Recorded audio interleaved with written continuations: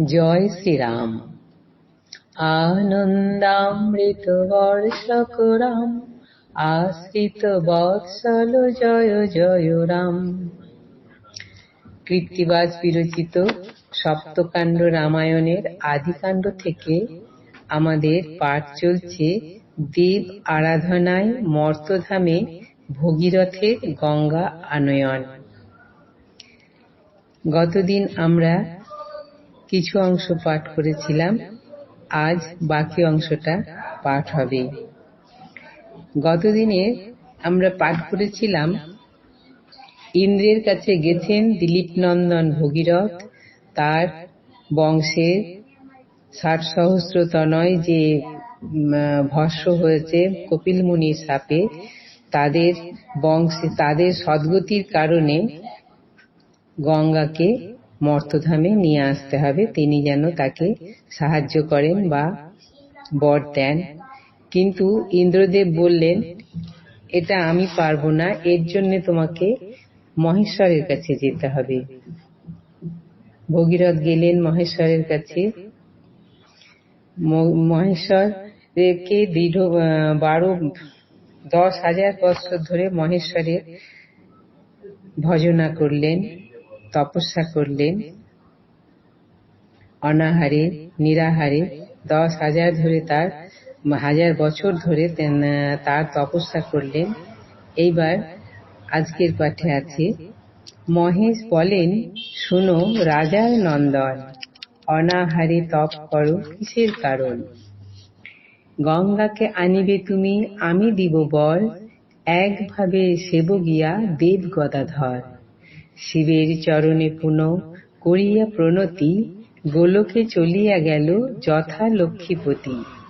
প্রতিদিন ভগীরথ কোটি মন্ত্র জপে, তপ করে গ্রীষ্মকালে রৌদ্রের উত্তাপে।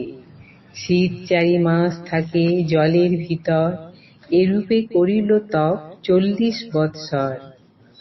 মন্ত্রবশ দেবতা রহিতে নারে ঘর, আসিয়া কহেন হরি নিতে তারে বর। তব তব দেখি মম লাগে চমৎকার, মাগো ইষ্ট বর দিব রাজার কুমার।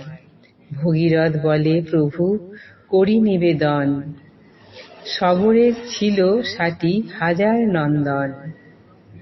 কপিল মুনির শাপে হল ভস্মময়, পাইলে গঙ্গাকে তারা মুক্ত সবে হয়। কহিলেন সহাস্য বদনে চক্রপাণি, গঙ্গার মহিমা বাপু আমি কিবা জানি। ভগীরথ বলে, গঙ্গা নাহি দিবে দান, তব পাদপদ্মে আমি ত্যাজিব পরাণ।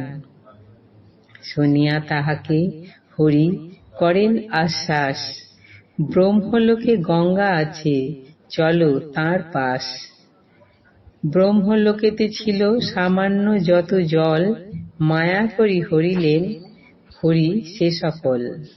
ব্রহ্মার সদনে প্রভু দিল দর্শন, সম্ভ্রমে উঠিয়া ব্রহ্মা দিলেন আসন।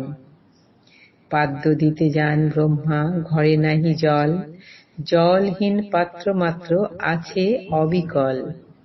কমণ্ডলু মধ্যে গঙ্গা পড়ে তাঁর মনে, আস্তে আস্তে গিয়া ব্রহ্মা আনেন যতনে।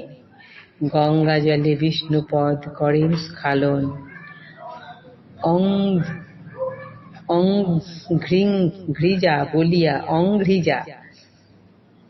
অংঘ্রিজা বলিয়া নাম, এই যে কারণ। ভগীরথ রাজারে বলেন চিন্তামণি, লয়ে যাহ এই গঙ্গা পতিত পাবনী। ব্রহ্মহত্যা গোহত্যা প্রভৃতি পাপ করে, কুশাগ্রে পরশে যদি সব পাপ তরে। স্নানেতে কতেক পুণ্য বলিতে না পারি, বংশের উদ্ধার করো লইয়া গঙ্গা বাড়ি। শ্রীহরি বলেন, গঙ্গা করো গো প্রস্থান, অবিলম্বে মুক্ত করো সবর সন্তান। এত যদি কহিলেন প্রভু জগন্নাথ, কাঁদিয়া বলেন গঙ্গা প্রভুর সাক্ষাৎ। পৃথিবীতে কত শত আছে পাপীগণ, আসিয়া আমাতে পাপ করিবে অর্পণ। তাহারা হইয়া মুক্ত যাইবে স্বর্গেতে, মুক্ত হব আমি প্রভু কাহার স্পর্শেতে। শ্রীহরি বলেন, যত বৈষ্ণব অখিলে, তাহারা করিবে স্নান তোমার সলিলে।